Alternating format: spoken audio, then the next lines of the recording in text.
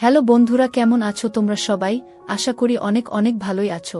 আর তোমাদের ভালোবাসায় আমিও অনেক ভালো আছি, কারণ তোমরা আমাকে যে পরিমাণে ভালোবাসা দিয়েছ এবং সাপোর্ট দিয়েছ তা আমি কোনোদিন ভুলতে পারবো না। তাই তোমাদেরকে মজা দেওয়ার জন্য আবারও একটি নতুন গল্প নিয়ে হাজির হলাম। গল্পটি শোনার মতো, আশা করি তোমাদের দাঁড়িয়ে যাবে এবং তোমরা হাতের কাজ করতে সবাই হেডফোন নিয়ে বসে যাও।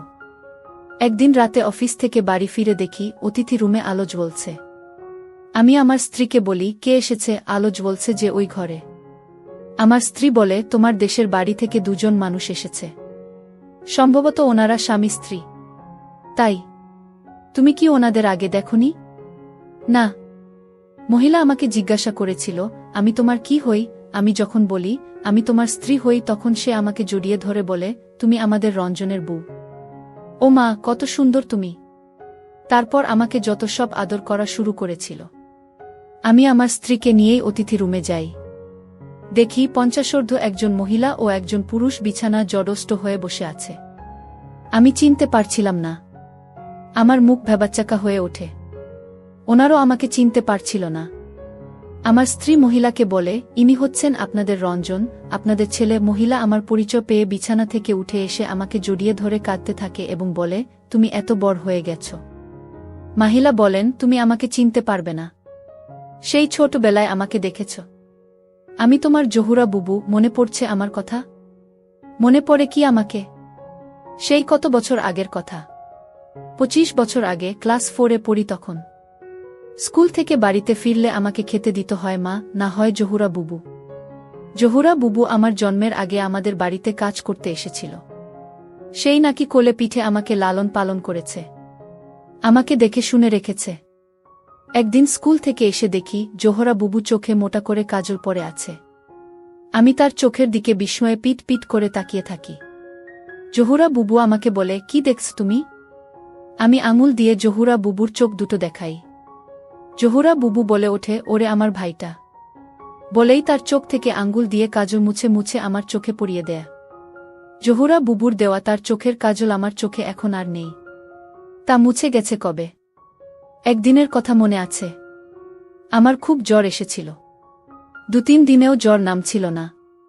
এই জহুরা বুবু মাকে কিছুতেই রাত জাগতে দেয়নি। সেই একটানা 4 রাত আমার সিয়রে বসে জেগে থেকেছে। মাথায় জলপট্টি দিয়েছে। দুচোখের পাতা একটু সময়ের জন্য সে বন্ধ করেনি। আমার শিশুকালে জহুরা বুবু কত যে সেবা যত্ন করেছে, কত যে বিরক্তি ও যন্ত্রণা সহ্য করেছে, সেসব কথা আমার মনে নেই। আমি শুধু আমার মার কাছে থেকে সেসব কথা পরে শুনেছি। আমি যখন ক্লাস 6-এ পড়ি, এক বর্ষার দিনে জহুরা বুবুর বিয়ে হয়ে যায়। মা বাবাই সমস্ত বন্দোবস্ত করে তাকে বিয়ে দিয়ে দেয় দূরের এক গ্রামে। আমার শুধু মনে আছে, শ্বশুর বাড়িতে যাওয়ার সময় জহুরা বুবু আমাকে বুকেং টেনে নিয়ে ফুপিয়ে ফুপিয়ে কাঁদতে থাকে। নৌকায় উঠে সারা পথ নাকি সে কাঁদতে কাঁদতে চলে গিয়েছিল। বিয়ে হয়ে যাবার পর জহুরা বুবু মাঝে মাঝে আমাদের বাড়িতে বেড়াতে আসত। তারপর তার সংসার ব্যস্ততায় খুব বেশি আসত না। তারপর একদম না। তারপর চলে গেছে অনেক বছর। জহুরা বুবু আস্তে আস্তে সবার কাছে বিস্মিত হয়ে যায়। এই বিস্মিত জহুরা বুবুকে দেখে যতটুকু খুশি হলাম তার চেয়ে বেশি বিষাদে মনটি ভরে উঠল। জহুরা বুবু কেমন শীর্ণকায় হয়ে গেছে। চোখের নিচে কালো দাগ পড়ে গেছে।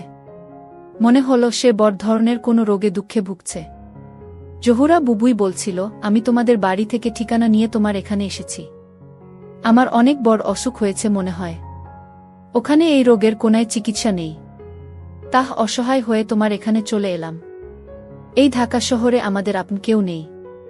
তোমার কথা মনে হলো, তাই তোমার কাছে চলে আসলাম। আমি জহুরা বুবুকে বলি, তুমি কোনো চিন্তা করবে না। তোমাকে ভালো ডাক্তার দেখাবো। তুমি ভালো হয়ে যাবে। তুমি সত্যিই ভালো হয়ে যাবে। জহুরা বুবু কিছু টাকা বের করে আমার হাতে দেয়। বলে, জানি না কত খরচ হবে। তুমি এখান থেকে খরচ করবে। আমি ওই মুহূর্তে জহুরা বুবুকে কোনো করুণা করতে চাই না। আমি তার হাত থেকে টাকা নিয়ে নেই। রুমে এসে আমি আমার স্ত্রীকে বলি, জানি তোমাকে না বললেও তুমি ওনাদের জন্য অনেক করবে। তবুও বলছি, তুমি বিরক্ত হবে না। তোমাকে একটা কথা বলি, এই জহুরা বুবু আমার বড় বোনের মতন, আমার মায়ের মতন। আমার সর্বশরীরে ওনার মায়া, মমতা, আদর, স্নেহ লেগে আছে। আমার ছোলো ছোলো চোখ দেখে ও শুধু বলল, ওনাদের কোনো অসম্মান ও অবহেলা হবে না। তুমি দেখ, শহরের সবচেয়ে ভালো বিশেষজ্ঞ ডাক্তারকে জহুরা বুবুকে দেখাই। ওনার সমস্ত কিছু চেক আপ করানো হয়। সবগুলো রিপোর্ট পেতে 2-3 লেগে যায়। ইতোমধ্যে ঔষধও খেতে থাকে। সুন্দর চিকিৎসা পেয়ে জহুরা ববর মুখে হাসি ফুটে ওঠে। একদিন রাতে টেবিলে বসে খাচ্ছিলাম, আমার খাওয়া দেখে জহুরা বুবু আমার স্ত্রীকে বলছিল, বুমা, তুমি রঞ্জনকে এত ঝাল ভাত খাওয়াও কেন? ও তো ছোটবেলায় ঝাল ভাত খেত না। দুধ আর সরবিকলা দিয়ে ভাত খেত। ও কোনো সময় নিজ হাত দিয়ে ভাত খেত না। চাচি আম্মা, না হয় আমি তুলে খাওয়াতাম। আর একদিন আমার মাথার চুলে তেল নাই দেখে আমার স্ত্রীকে বলছিল, বুমা, তুমি ওর মাথায় তেল দিয়ে দাও না কেন? সরিষার তেল নিয়ে আসো। আমি ওর মাথায় তেল দিয়ে দেই। এরকম আরও অনেক কিছু ওই অল্প কয়দিনে আমাকে পেতে হয়েছে। ইতোমধ্যে সমস্ত রিপোর্টগুলো পেয়ে যাই। জহুরা বুবুকে আবার ডাক্তারের কাছে নিয়ে যাই। ডাক্তার সাহেব রিপোর্ট সব দেখলেন। রিপোর্ট দেখে তার মুখটা বিমর্ষ হয়ে ওঠে। তিনি নতুন করে আরও ওষুধ দিলেন এবং ইংরেজিতে আমাকে বললেন, আপনি ওনাদের বাইরে রেখে এসে আমার সাথে দেখা করুন। আমি জহুরা বুবুকে বাইরে রেখে ডাক্তার সাহেবের সাথে দেখা করি। ডাক্তার বললেন, ওনার লিউকোমিয়া ধরা পড়েছে, রক্তের ক্যান্সার। খুব বেশি হলে উনি 3 মাস বাঁচতে পারে। এই চিকিৎসা এখানে এখনও ওই রকম নেই, খুব ব্যয়বহুল, আর করেও লাভ হবে না। জহুরা বুবু তার স্বামীসহ আমার বাসায় আরও 3 দিন ছিল। আমি জহুরা বুবুকে বলি, ডাক্তার সাহেব তোমাকে 3 মাসের ওষুধ দিয়ে দিয়েছে। তুমি যদি ভালো না হও 3 মাস পর আবার এসো। যেদিন জহুরা বুবু চলে যাবে সেদিন বুবুকে বলি, বুবু, তুমি আমার চোখে একটু কাজল পরিয়ে দাও না। আমার স্ত্রীর কাছে কাজল ছিল, কাজল নিয়ে আসে। জহুরা বুবু আমার চোখে কাজল পরিয়ে দেয়। আমি তার চোখের দিকে তাকাই, দেখি জহুরা বুবু অঝরে কাঁদছে। তারপর আরও কত বছর চলে গেছে। শুনেছি অনেক আগেই জহুরা বুবু চলে গেছেন জীবন নদীর ওপারে। তার দেওয়া সেই কাজল এখন আর আমার চোখে নেই। তা কবে মুছে গিয়েছে। প্রিয় দর্শক, এই গল্পটা আপনাদের কেমন লাগলো তা অবশ্যই একটি কমেন্ট করবেন। আর যদি গল্পটা আপনাদের ভালো লেগে থাকে তাহলে ভিডিওটিতে একটি লাইক করে দেবেন। এই ধরনের ভিন্ন স্বাদের গল্প শোনার জন্য চ্যানেলটিকে অবশ্যই সাবস্ক্রাইব করে আমাদের সঙ্গে যুক্ত থাকুন। কে দেখেছ? আমি তোমার জহুরা বুবু। মনে পড়ছে আমার কথা? মনে পড়ে কি আমাকে? সেই কত বছর আগের কথা।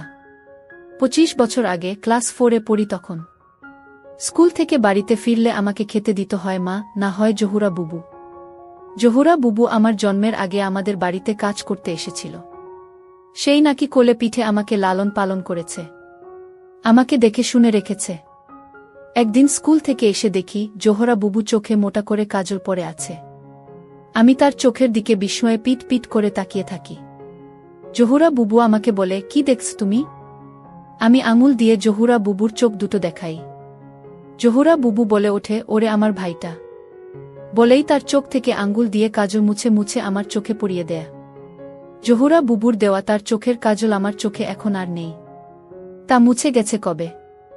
একদিনের কথা মনে আছে। আমার খুব জ্বর এসেছিল। 2-3 দিনেও জ্বর নামছিল না।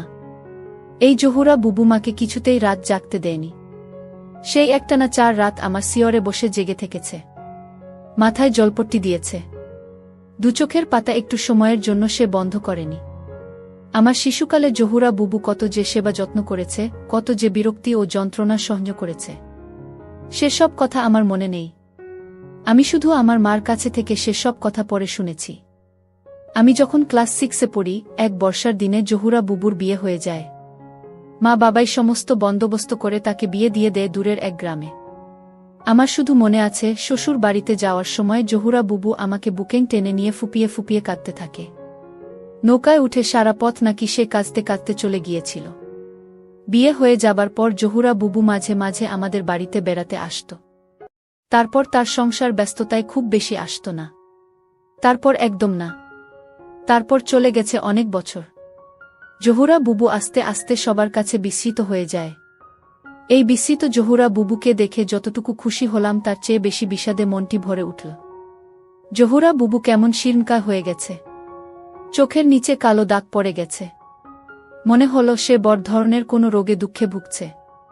জহুরা বুবুই বলছিল, আমি তোমাদের বাড়ি থেকে ঠিকানা নিয়ে তোমার এখানে এসেছি। আমার অনেক